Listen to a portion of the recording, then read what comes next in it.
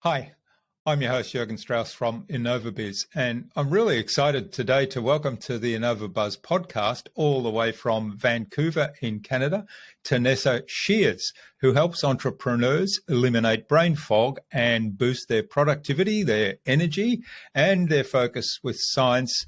She's also host of the Becoming Limitless Podcast. Welcome to the Innova.Buzz podcast, Tanessa. It's a real privilege to have you here as my guest. Thank you so much for having me on. I'm looking forward to today.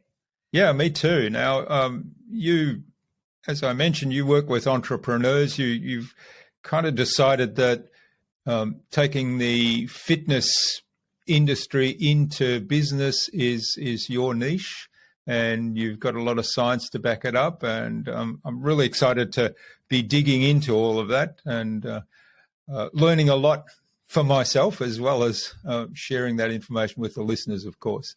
So before we do all that, what's the impact you're making in the world today, Tanessa? Oh, I'm helping people get excited about sleep again. Like, this is one of those topics that everyone, like, it was cliche as it sounds, like I'm getting people to stop sleeping on sleep. Because once we realize like how amazing, our brains and our energy, what they're supposed to feel like when they're working properly and they're not foggy and we're not feeling exhausted all of the time, like the things that you can do with your life, the projects that you thought you never had time for, the activities that you never thought you had the energy for, like to be able to get that back and funnel it, whether that's into your business or your life, like it is life-changing. We only get one life, and I want to feel as good as I can for as much of it as I can. Wonderful. And there's a lot to unpack there, particularly around, the idea of brain fog and sleep. And I remember when I was a young fellow in my student days, and I worked really hard, but I worked long hours, and I probably only got 4 hours sleep, and I was doing pretty intensive sports at the time, as well as the studies. And I thought, I wonder how long I can keep this up. And today, if I just thinking about that makes me feel tired.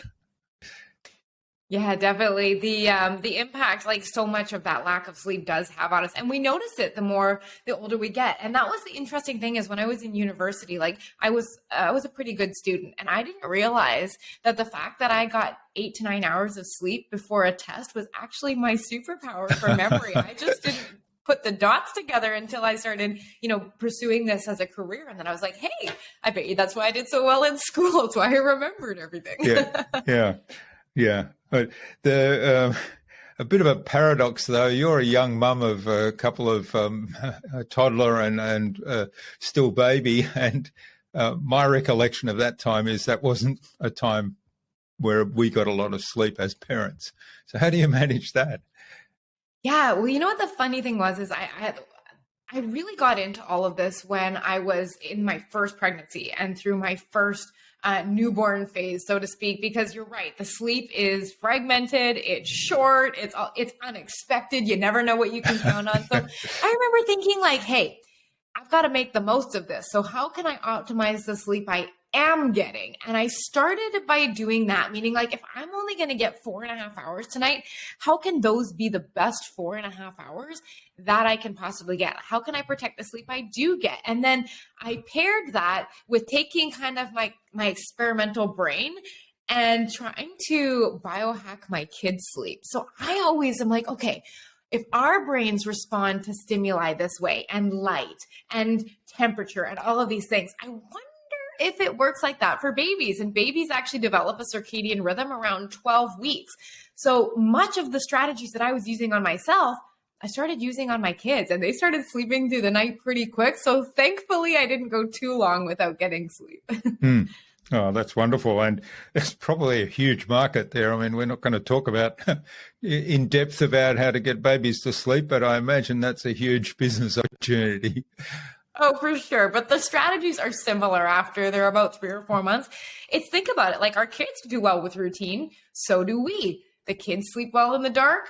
So do we, right? So you look at a lot of those things and realize that they are very similar. And when we apply those strategies we use with our kids and when they're a bit older with ourselves, that's when we really start getting really good sleep. All right. Well, let's come back to the the issue that we're trying to address, brain fog and less than peak performance. So tell me a little bit more. What is brain fog and what's the impact it has on us as a person and as an entrepreneur in our business? Yeah, brain fog is an interesting one. It's not something that you could walk into your doctor's office and they would be like, that sounds like brain fog, because it's actually a collection of symptoms. It's like foggy thinking. It's being unable to recall names, details, little things like that. It feels as if you just have low energy throughout the day. You don't have creativity. You just kind of feel like you know that experience of like trying to run through sand, how it's not as effective as running on pavement? It's like trying to think through sand. It just doesn't feel like it's working properly. So that's the experience of brain fog. And when that shows up in our business, there are so many things that are affected, from our ability to communicate clearly, right? Like if I'm not able to create the ideas that I want from what's in my head, that's going to impact my business. If I'm not able to read my clients' facial expressions and body gestures, I'm not going to be able to do as good of a job as a coach. Or if I go to sit down to work in my business, and then I've also got Amazon open and Facebook and email and Instagram, and I'm constantly distracted, it's going to take me twice as long to do anything. So your ability to get through those needle moving tasks slows down. And then pair that with that inability to focus, it really just feels like you're not able to get any traction in your business. And it just feels like everything is all over the place and slow and disorganized. And what causes that? I mean, obviously there's a sleep aspect. And I imagine there's people that ask you, can I take a magic pill? Can I take a tablet to fix this? Yeah, the main cause of brain fog comes down to the inflammation that is going on in our body and how much inflammation we're experiencing. And in a lot of the work with my entrepreneurial clients, it'll come down to one of three things. It's either we are getting either short or low quality sleep. That's number one. We're on what I like to call the blood sugar roller coaster. So we're eating in a way that creates a ton of inflammation in our body. Our blood sugar is going up and down. We're getting that afternoon energy crash. Or our stress has gone unchecked. And it can start as just kind of like feeling a little overwhelmed and like you can't catch up. And then you're really behind and there's so much to get done. And then you'll get maybe an email that's not very friendly. And all of a sudden it'll feel like you've lost track of the entire day. So it's that stress that's gone unchecked that creates that constant cortisol and that inflammation there. So to sum it up, it usually is something to do with sleep, food, or unchecked stress. Yeah. Well, they're usually the things that as entrepreneurs, we work very hard. So we neglect sleep. We kind of eat it. Well, sometimes we don't eat at the right times, and then when we do eat, we eat big, like late at night. And of course the stress there's always some level of stress there. So I think we can dig into the idea of stress resiliency there, because I find that fascinating topic as well. But let's come back to, you said at the beginning, sleep was kind of the thing you're making the biggest impact right now. So tell us a little bit more about sleep. How do we, first of all, getting enough sleep? I think everybody kind of understands that. Get to bed early enough and get up at a sensible time. But the quality of sleep is the other aspect. So how do we tackle both of those things? And then, I'll have a follow-up question. Yeah. So first thing, the sleep duration question is an interesting one, because most people will say, I'm fine. I sleep 7 hours a night. I sleep 8 hours a night. We don't need to talk about that. Let's talk about something more exciting. But what I've discovered, like, I'm a huge fan of wearable technology. Like at this moment, I'm wearing an Oura Ring and a Fitbit, and both of them track different components of my wellness. But when I first started wearing them, I always thought I was the type of person, I went to sleep at 11 and I woke up at 6. That's 7 hours, right? But what I had no clue about was this thing called sleep opportunity. So if you're in bed 11 to 6, that's your sleep opportunity. You have given yourself the opportunity to sleep for 7 hours. Now, I analyze all the data off of these devices from my clients, and the average entrepreneur is awake about an hour and 15 minutes every night. That's 75 minutes. That can be your busy brain worrying before you fall asleep, that tossing and turning. It can be waking up in the middle of the night to go to the washroom, or your kids wake you up, or your brain decides to review tomorrow's schedule at 3 a.m. for an hour, or it's just when you're waking up. So now think about this. If you told yourself you were getting 7 hours and you're the average entrepreneur that's awake for an hour 15, you're now in that 5:45 to 6 hour range of sleep. And there is an impact on cognitive performance. So first check ourselves, and it's like, are we really getting as much sleep as we think we are? Or are we only measuring the opportunity we're giving ourselves to sleep? So I think that's part one. And then you asked about the quality. Now, with the quality, why this is so important is because there are the two big buckets of things that happen in our brain at night while we sleep are deep sleep. And deep sleep is wonderful because it physically refreshes us. If you go for a run, or you go for a workout, or you're on your feet a lot during the day, that's what recovers our physical body and gets us physically prepared for the next day. It also rejuvenates our brain. So this is preparing our brain for the next day, making sure that any metabolites that accumulated on your brain that may lead to dementia, Alzheimer's down the road, it makes sure those are taken care of. So if we want to be physically refreshed and feel clear when we wake up, deep sleep is where it's at. But on the other end of the night, mostly early in the morning, that's when we spend so much time dreaming. Now, dream sleep is that rapid eye movement sleep, and it is responsible for mental restoration.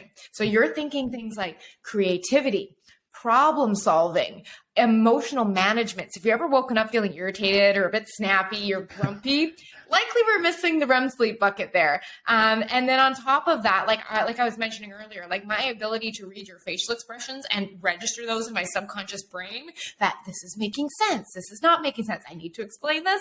My ability to do that is created in REM sleep. And here's the fun thing. Humans are supposed to get 20 to 25% of the night in REM sleep. Monkeys get 9%.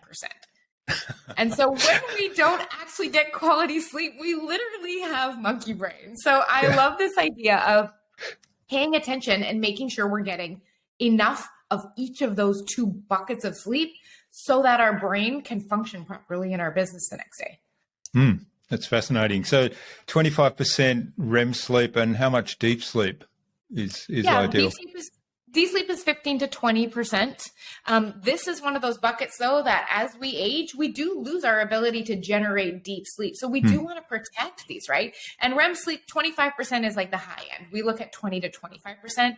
If you're just like, give me a ballpark number, that's about an hour and a half to an hour in each one. Okay. That's interesting. So I'm just thinking of my numbers. So I struggle to get to, and I usually get about 45 minutes deep sleep, and sometimes I do get an hour. So I'm aiming to get that up to an hour. So that's what I'm working on. But I'm interested to learn more about, okay, what can I do? So there's the next bit. So there's coming back to what you said earlier. I mean, I've often had this situation where I wake up at 3 a.m. and there's some idea come into my head. It might have been out of REM sleep. There's some, I could do that. And then I get all excited about that. And then I start planning it out in my head. And that's, of course, then I'm awake. And getting back to sleep and shutting the brain down is very difficult. Do you have any tips in that sort of situation? Because I imagine a lot of entrepreneurs, that's what happens to them in the middle of the night. Do you have any tips there for kind of shutting down the brain and saying, deal with that tomorrow morning and get back to sleep? Yeah, absolutely. So there's a couple of things we look at right off the bat. The reason that I usually find there's those wake ups in the middle of the night where our brain gets going is one of two reasons. If we are eating too close to bed and of foods which spike our blood sugar, we are more likely to have a cortisol release, and our heart rate does not come down and our blood pressure does not come down into sleep because we need to be focusing that energy on digesting, right? So what that can create is that blood sugar that does not come down in sleep and can increase cortisol. And that can cause us to wake up. So what I like to look at is, are we eating within the 2 to 3 hours of bed? And then the meals we are eating for our last meal of the night, are they balanced with fats and proteins, or are they just really high carb, things like plates of pasta and sandwiches? Like, is there balance in there? So that's number one. Number two is like, okay, is our cortisol just naturally high because we haven't disengaged from our business? I have some clients that like to jump back in after kids go to bed and work for 2 or 3 hours, or they open up a business book or a self-development book before bed. And we think like, oh, this is a great way to wind down. But if I'm constantly waking up, this tells me that my brain might not be winding down properly before bed. And so what I'm looking at is, what are the things that are stimulating my brain to not be allowed to relax and reduce that cortisol? And this can be anything from input. So we talked about like, what are we reading? What kind of light are we exposing our eyes to? Because different colors, like the blue light from our screens, tell our brain it's the middle of day. Yeah. So there's definitely these things we can look at. But to address your last part is like, well, what can we do when we're up? I have a trick that works so well. And it's not even a trick. It's all based in research. So normally when we wake up at that time in the night, our heart rate is going because we have that adrenaline jolt, right? So this is so neat. But when you breathe in, your heart rate speeds up. And when you breathe out, your heart rate slows down. Now, if you want to calm your brain and your body so that you can go back to sleep, you need to make sure you're breathing out more than in. So there's a trick called the physiological sigh. Now, if you've ever seen kids cry and they go at the end, that's actually a reflex to help them calm themselves when they're crying. So we're using proactively. Yeah. So what we're going to do, if you think about it, I'm going to breathe in through my nose as much as I can. I'm going to sneak in a little inhale again at the top, and I'm going to do a very long exhale through my mouth. So it sounds like, and you're exhaling for as long as you can. It takes on average 2 to 3 of those long breaths for your heart rate to begin to drop. And I usually do about 8 to 10 before I find I'm drowsy enough to fall back asleep. But this is a real-time strategy you can use even in your business during the day to help calm a fight or flight trigger. Fascinating. That's a brilliant trick. I'm going to have to use that on the bike. I'm not sure I can use it when I'm awake in the middle of the night, though, because my resting heart rate is down at 40, 42. So my wife says, I wonder if you're still alive. So I'm not sure I want to slow it down much more than that. Yeah. Well, think it can also, what it does is by exhaling out, it does engage the parasympathetic side of our nervous system. So we can either do fight and flight or rest and digest. So this is a really good way to kind of invite in calm through breath work, something that's really natural and that we're doing anyways. Is just manipulating the inhale, exhaling. Yeah. Excellent advice. All right. So coming back to this idea of winding down at the end of the day and nutrition also, what we eat and when we eat, playing a role in how well we sleep. So talk to us a little bit more about the nutrition part of it. What's a good kind of eating sequence in the evening, and how can we optimize that better, or how can we adapt that better to improve our sleep? Yeah. So we all hear about blood sugar, and I used to think like a long time ago, well, blood sugar is for people who have diabetes or who have blood sugar issues, but we all have blood sugar when we eat food, specifically carbohydrate containing foods or foods that have, really overconsumption of protein. Let's just say what happens is when those hit your blood, naturally the sugar levels in your blood come up. And we have a hormone called insulin that helps bring them back down. But insulin is only so effective at night. It does its job really well in the morning, but it struggles a bit at night. So when we eat very high carb meals at night, it kind of really struggles to bring our blood sugar levels back in line. And so what we want to be thinking is, okay, if I'm looking at my plate, this is not to say we don't eat carbohydrates. It's like, okay, we don't eat what I call naked carbohydrates. So carbohydrates by themselves, meaning if you have pasta and bread, those are naked carbohydrates. However, if you have, let's say, rice with chicken and some vegetables, and you add in maybe an olive oil in there or something with healthy fats, those actually help to mitigate that spike in blood sugar, which will help us sleep better.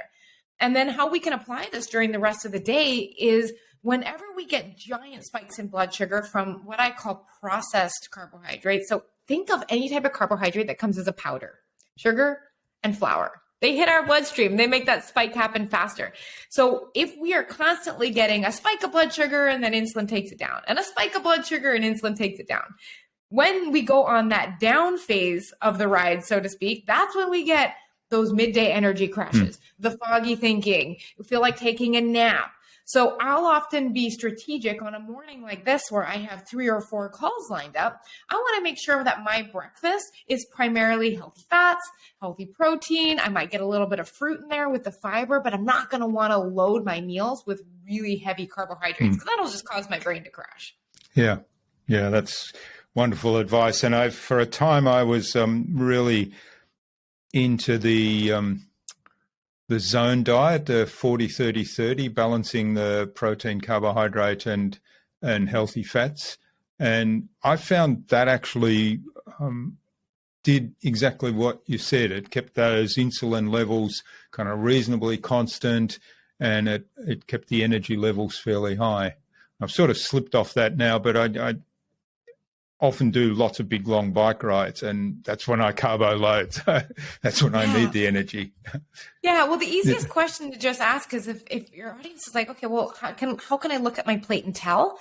If you look at your plate, ask yourself this. Of the things on my plate, did these things come from the ground at some point or have a mother? Because if you're looking at a piece of like a cheesy or a chip or a piece of pizza, they didn't come from the ground and none of those had mothers. So that's just a really easy question to ask yourself. If you're like, is this processed and is it going to be good for my body and my brain? Or maybe less so. And it doesn't mean you never eat them. It means we're maybe strategic about when we eat them if we want high performance thinking. Yeah, fabulous.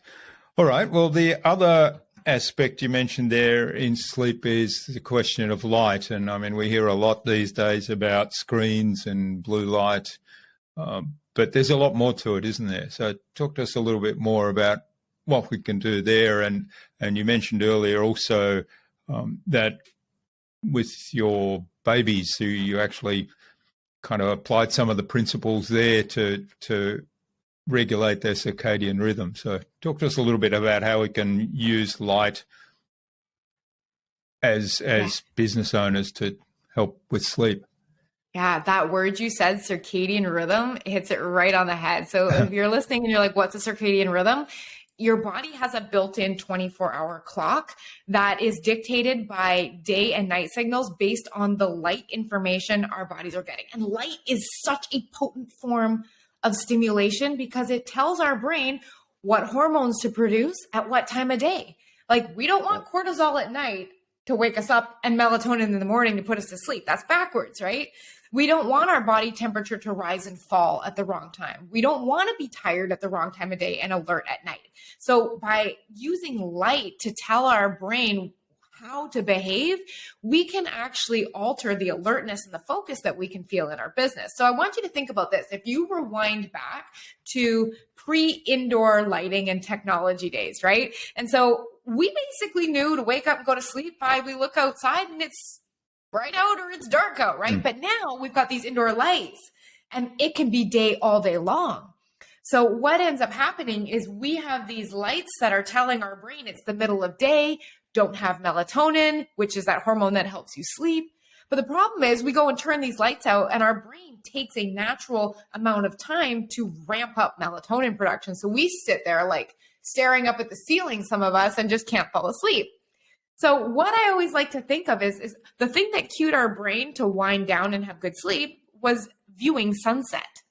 And there's 3 components of a sunset, which we can actually mimic in our own homes to help us sleep better. So if you think about a sunset, what happens? The sun goes low in the sky, the intensity gets dim, and the colors turn red, orange, pink. We can do that in our homes. We can switch off those bright overhead kitchen lights that are telling our brain it's the middle of the day and put table lamps on, right? We can put things on dimmer switches or switch to lower wattage bulbs. And the other really cool thing is on one of your bedsides, you usually have 2 lamps, one on each side, put a red bulb in one and have the other be a regular light. And at nighttime, you flip on the red bulb because as soon as your brain starts seeing, oh, look at the low light, it's dim and it's red, bedtime must be coming. And if you do this 60 minutes before bed, it is amazing how much easier you will fall asleep. The quality of your sleep will improve, and especially the ability to stay asleep, which I know so many of us struggle with.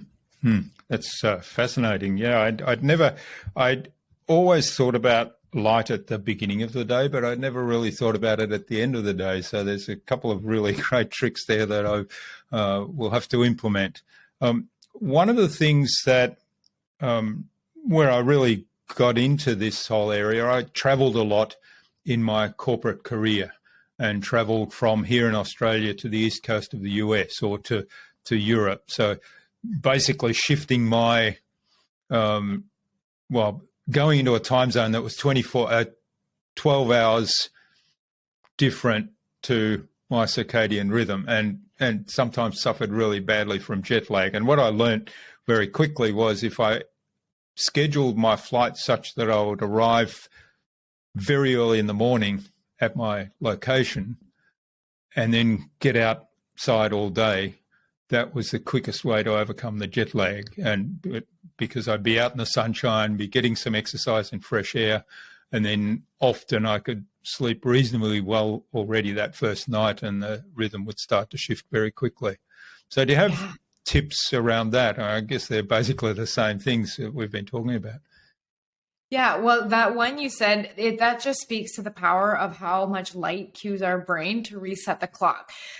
So while traveling, obviously getting light at the right times of day, and also making sure that if you're adjusting to a time zone, like what we talked about with light at night, making sure that we're not going and exposing our eyes to bright screens if we're wanting to shift that. But like we were talking about, the circadian rhythm applies to your brain and its perception of time and light, right? Our digestive system also has its own clock, and it is the slowest one to actually catch up to the new time zone. Right. So if you're wanting to accelerate jet lag, one of the best things you can do is start eating on your normal schedule in the new time zone. So if you eat breakfast at 7 a.m. in your current time zone and you fly, whenever it's 7 a.m. there, you want to start eating on that schedule as soon as possible. So that is hands down one of the best things you can do. There is an app that I've recommended multiple times to clients. I've never shifted enough time zones to use it, but it's called Time Shifter.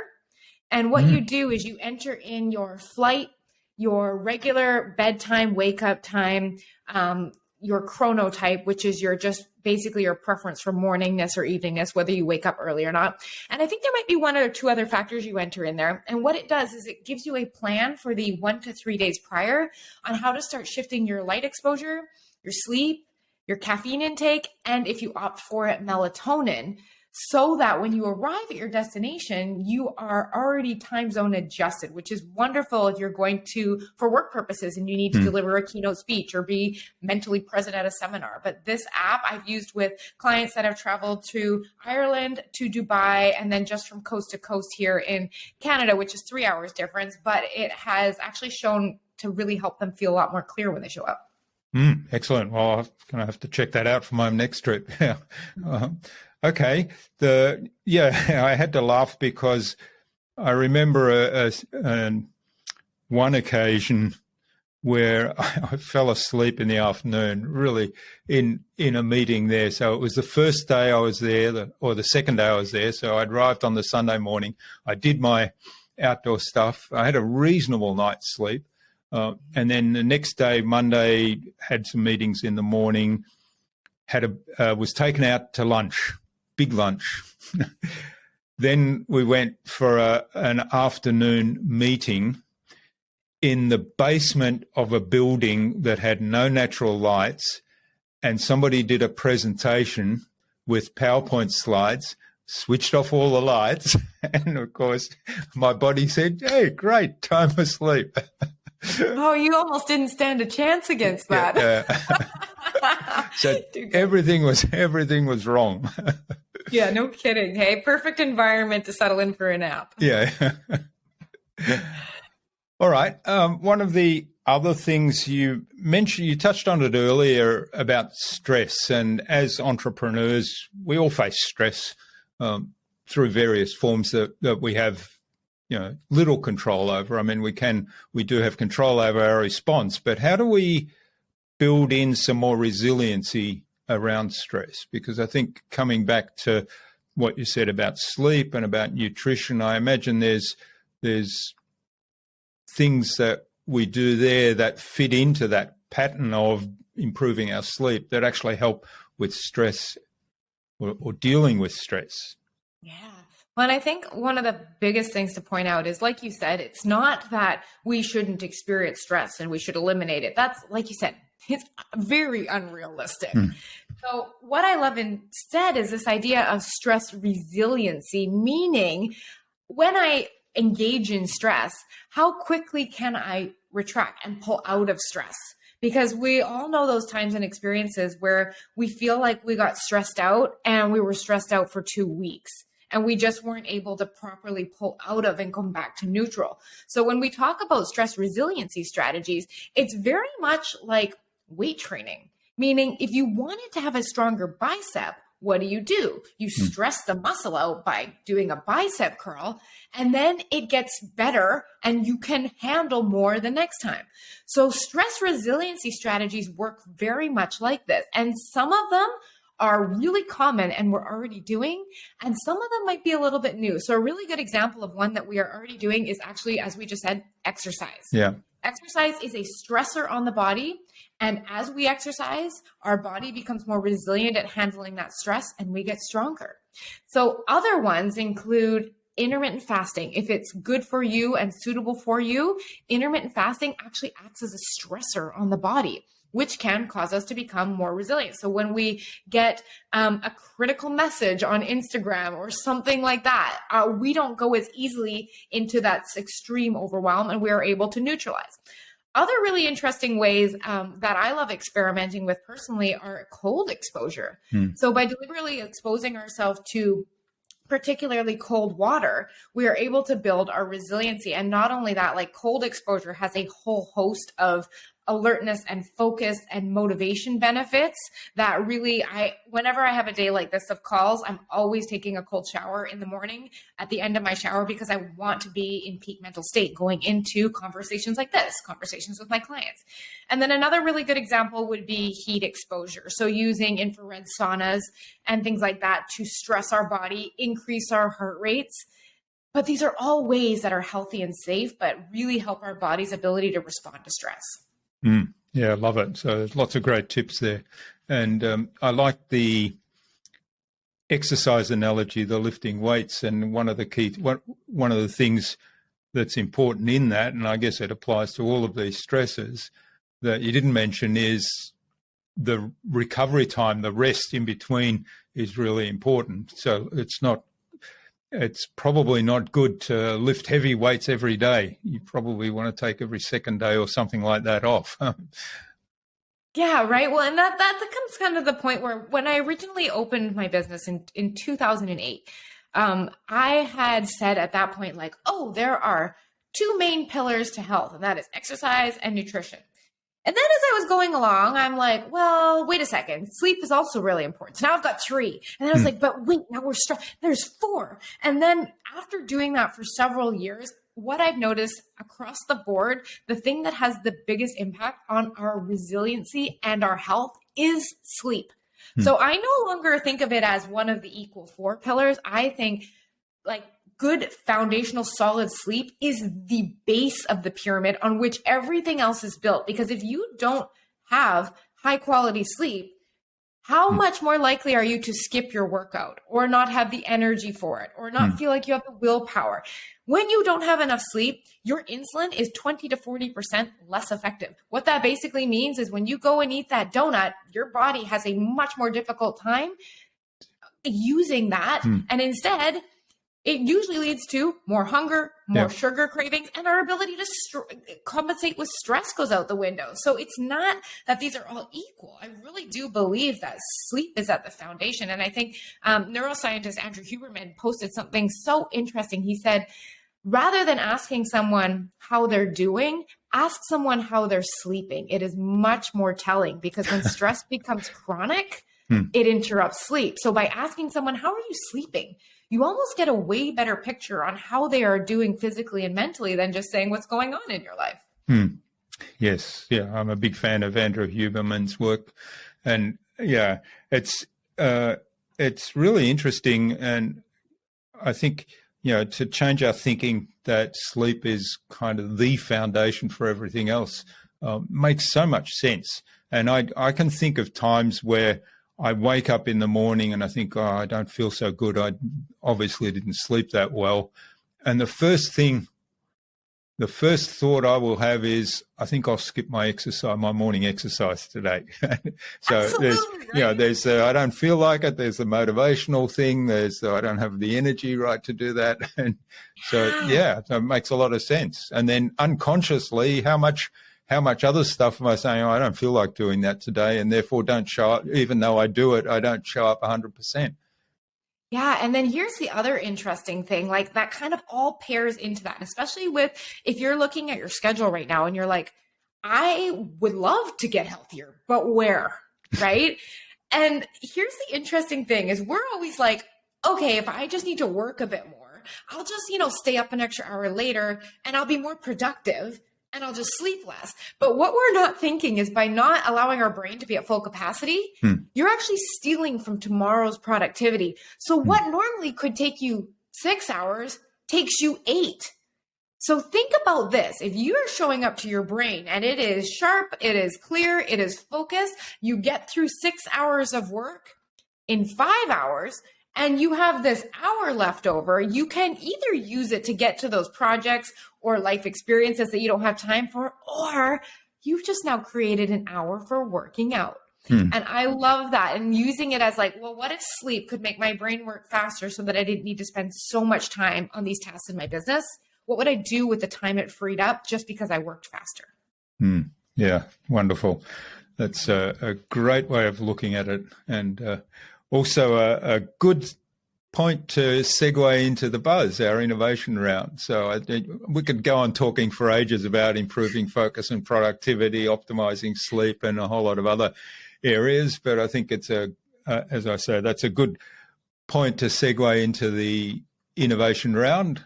The same 5 questions I ask of every guest. And the idea is that other than what you've already done, you'll inspire the listener to go and take some awesome action today as a result.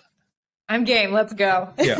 All right. So what's the number one thing anyone needs to do to be more innovative?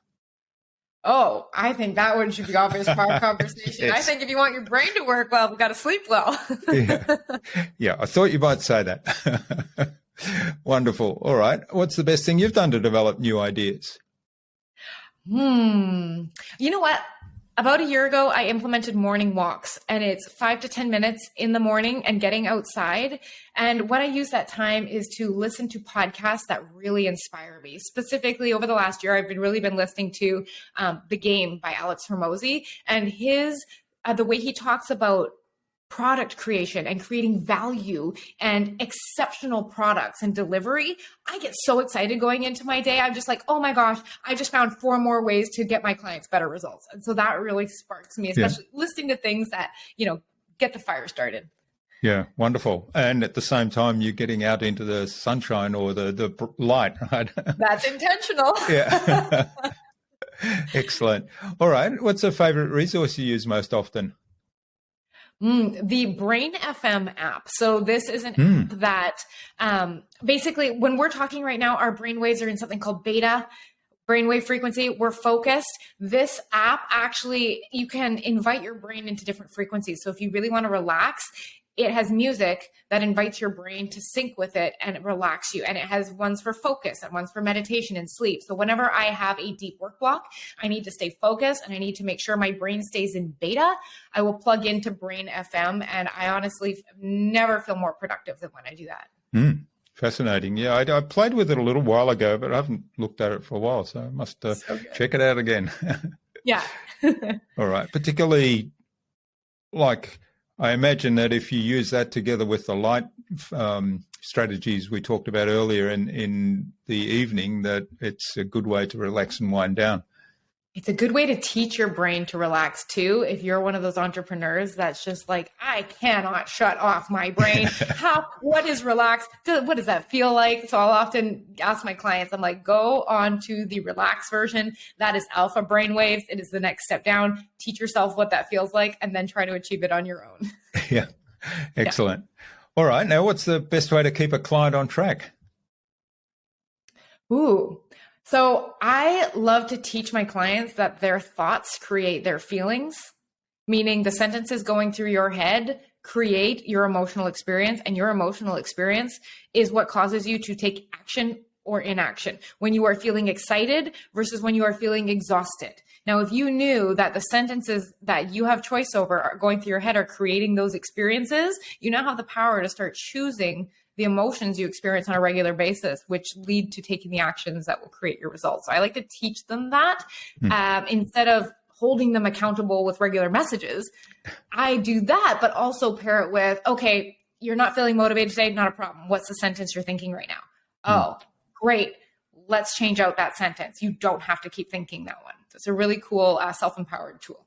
Yeah. I love that. I loved, digging into self-talk because like, life-changing. The most conversations we have are with ourselves inside our heads. And 60,000 of those sentences a day. if we can understand those, or if we can tap into those and say, oh, why am I telling myself that? And change things, because we can change the conversation we're having quite easily. So if we can change those internal conversations as easily, then we can change the way we're feeling very quickly. Yeah, it's so powerful. I love it. Yeah. All right. Now, what's the number one thing anyone can do to differentiate themselves? I think it's your energy. Honestly, I think that we act as magnets out in the world, and we attract people with our energy. So if you want to excite people and you want to inspire people, lead with inspiration. Your energy is what is going to ignite the flame. Especially in my business, I know even when I put up a post and I've written it from a place of feeling really excited to share, there's a different response if I wrote the same post just feeling like I have to write a post today. So I think it's really getting into that right state and allowing that to be what attracts your tribe.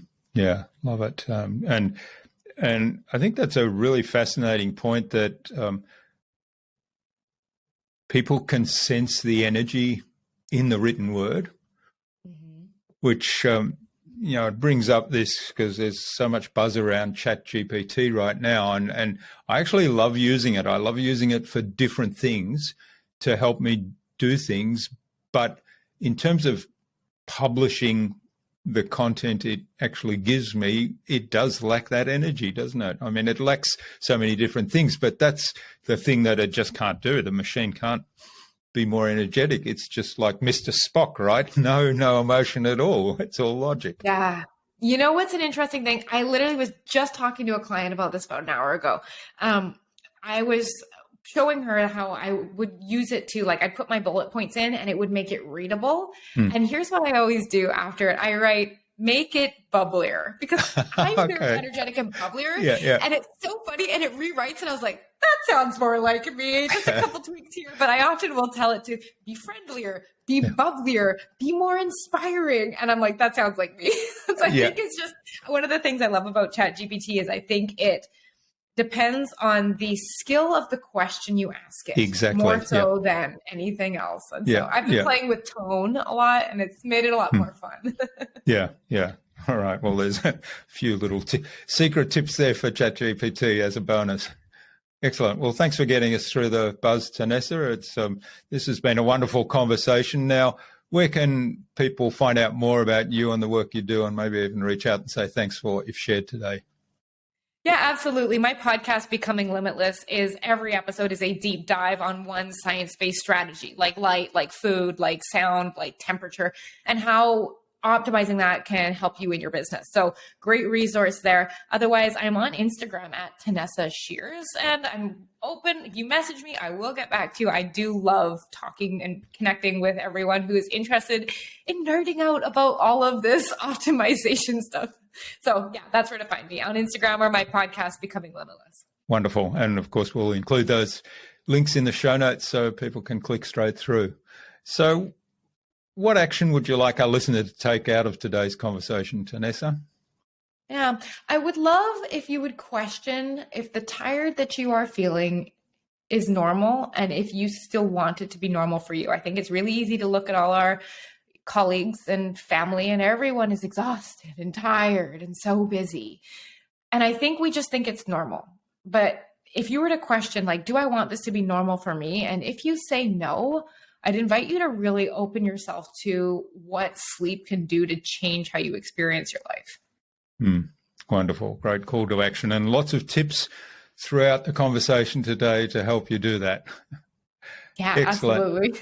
Well, thanks so much for sharing your time and your insights with us so generously today, Tanessa. I've really enjoyed the conversation, learned a lot of things that I have to go and implement as well. And I hope that sharing this with our listener will really inspire them to question, are they performing at their peak, and are they suffering because they're sacrificing sleep or sacrificing some other things related to their own health?